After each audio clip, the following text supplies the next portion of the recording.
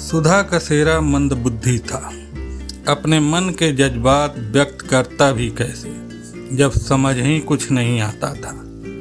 लोगों की तिरस्कृत नज़रों को झेलता हुआ मैं अब बस दूसरे के हाथों की कठपुतली मात्र रह गया था।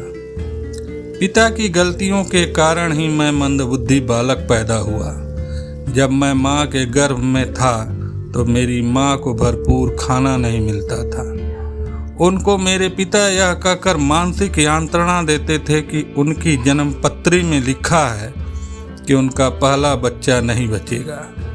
वह बच्चा मैं हूँ, जो 35 वर्षगांठ बिना किसी समारोह के मना चुका है। पैदा होने के बाद मैं पीलिया रोग से ग्रसित था, लेकिन मेरा इलाज नहीं करवाया गया। मेरी माँ बहुत ही सीधी थी। मेरे पापा उनको पैसे नहीं देते थे कि वह अपनी मनमर्जी से मेरे लिए कुछ कर सके। सब कुछ सहते हुए वह अंदर से घुटती रहती थी।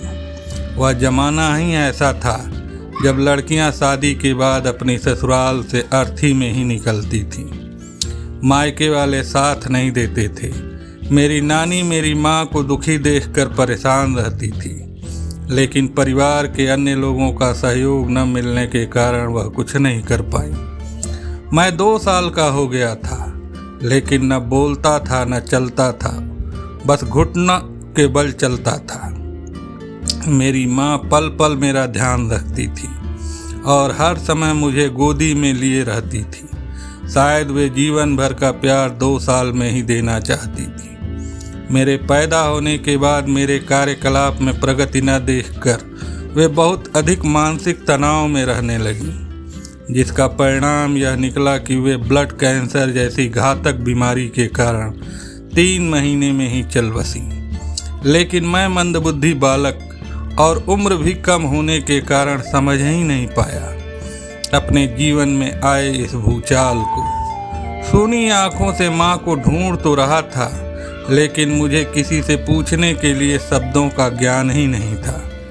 मुझे अच्छी तरह याद है, जब मेरी माँ का क्रियाक्रम करके मेरे मामा और नाना दिल्ली लौटे तो मुझे एक बार तो उन्होंने गोद में लिया, लेकिन मेरी कुछ भी प्रतिक्रिया न देखकर किसी ने भी मेरी परवाह नहीं की। बस मेरी नानी ने मुझे अपने से बहुत देर तक चिपटाए रखा था। मेरे पापा तो एक बार भी मुझसे मिलने नहीं आए। माँ ने अंतिम समय में मेरी जिम्मेदारी किसी को नहीं सौंपी, लेकिन मेरे नाना नानी ने मुझे अपने पास रखने का निर्णय ले लिया।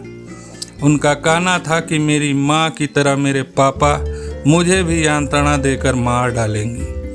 वे भूले नहीं थे कि मेरी माँ ने उनको बताया था कि गलती से मेरी बाँह पर गरम प्रेस नहीं गिरी थी, बल्कि मेरे पिता ने जानबूझकर मेरी बाँह पर रख दी थी, जिसका निशान आज तक मेरी बाँह पर है। एक बार सीढ़ी से ढकेलने का भी प्रयास किया था। इसके पीछे उनकी क्या मानसिकता थी, शायद वे जन्मपत्री की बात सत्य साबित करके अपना अहम संतुष्ट करने की कोशिश कर रहे थे। वे मुझे कभी लेने भी नहीं आए। माँ की मृत्यु के 3 महीने के बाद ही उन्होंने दूसरा विवाह कर लिया। यह मेरे लिए विडंबना ही थी कि मुझे मेरी माँ के स्थान पर दूसरी माँ नहीं मिली, लेकिन मेरे पिता को दूसरी पत्नी मिलने में देर नहीं लगी।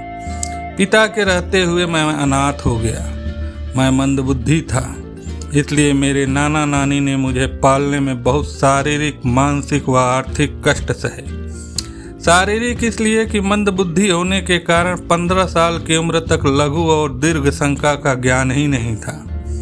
कपड़ों में अपने आप ही हो जाता था और उनको नानी को साफ करना पड़ता था।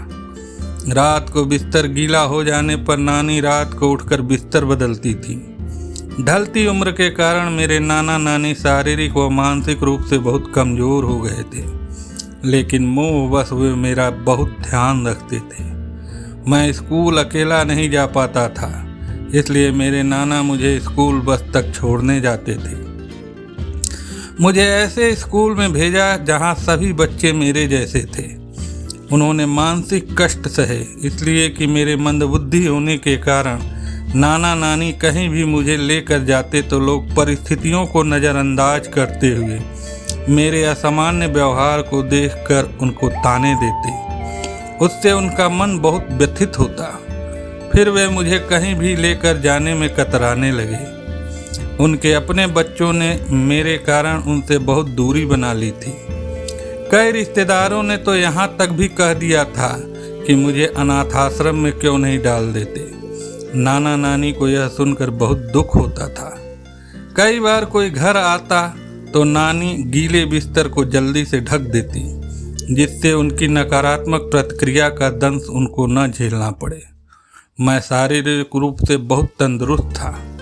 दिमाग का उपयोग न होने के कारण ताकत भी बहुत थी। अंदर ही अंदर अपनी कमी को समझते हुए सारा आक्रोश अपनी नानी पर निकालता था। कभी उनके बाल खींचता, कभी उन पर पानी डाल देता और कभी उनकी गोदी में सिर पटक कर उनको तकलीफ पहुंचाता।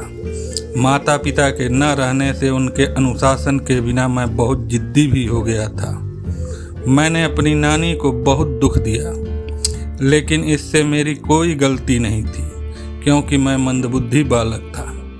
नाना नानी ने आर्थिक कष्ट सहे, इस प्रकार कि मेरा सारा खर्च मेरे पेंशनधारी नाना पर आ गया था। कहीं से भी उनको सहयोग नहीं मिलता था।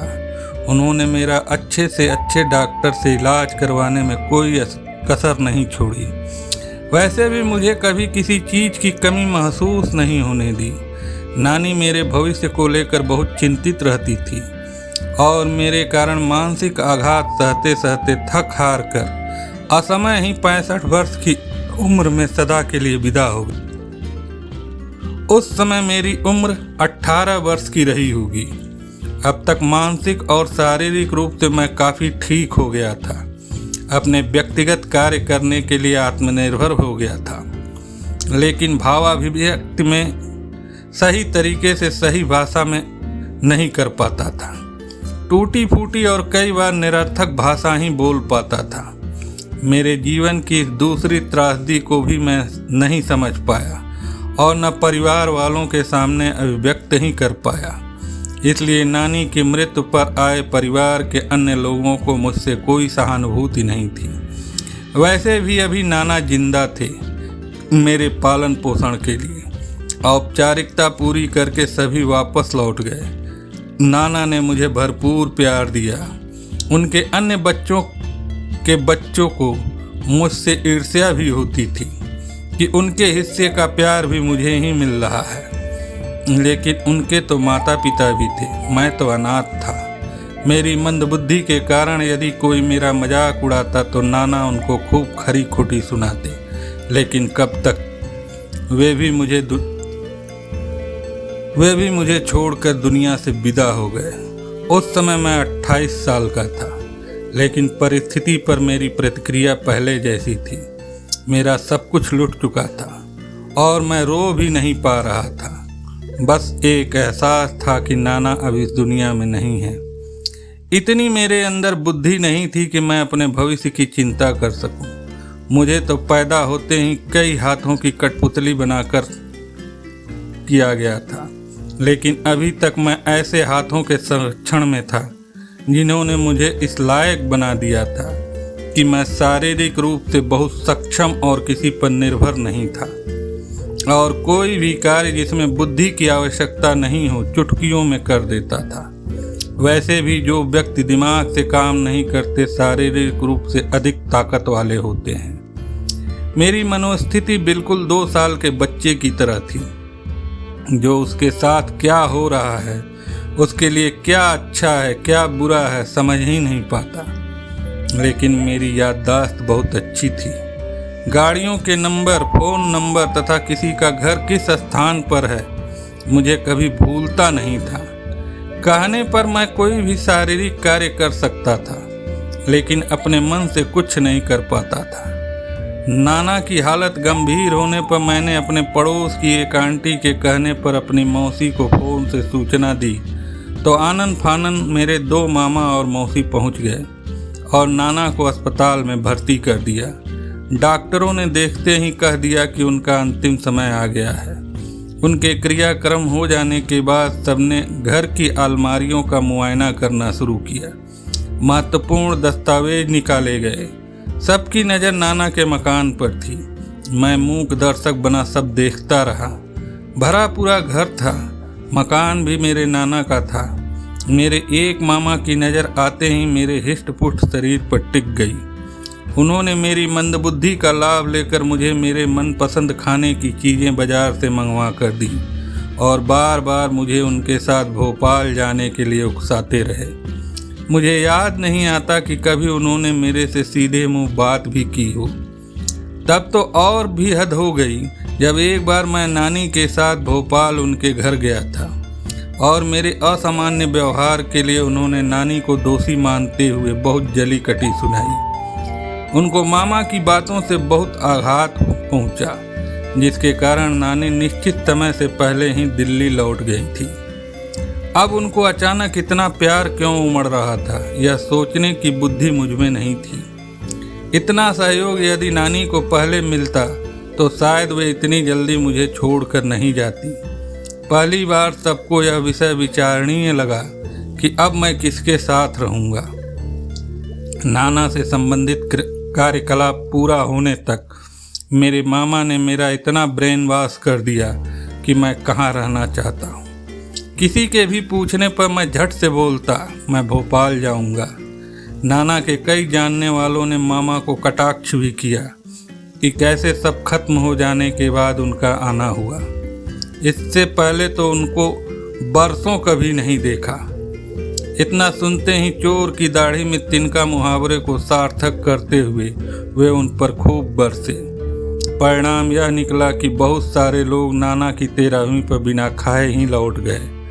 आखिरकार मैं मामा के साथ भोपाल पहुंच गया। मेरी दाढ़ी और बाल बहुत बड़े बड़े हो गए थे। सबसे पहले मेरे मामा ने उन्हें संवारने के लिए मुझे सैलून भेजा।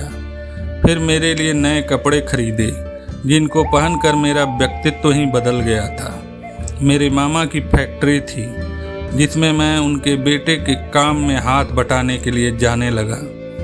जब मैं नानी के साथ एक बार यहाँ आया था, तब मुझे इस फैक्ट्री में घुसने की भी अनुमति नहीं थी।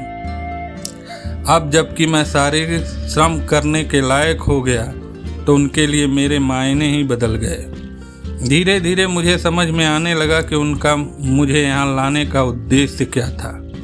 मैं चुपचाप एक रोबोट की तरह सारा काम करता। मुझे अपनी इच्छा व्यक्त करने का तो कोई अधिकार ही नहीं था।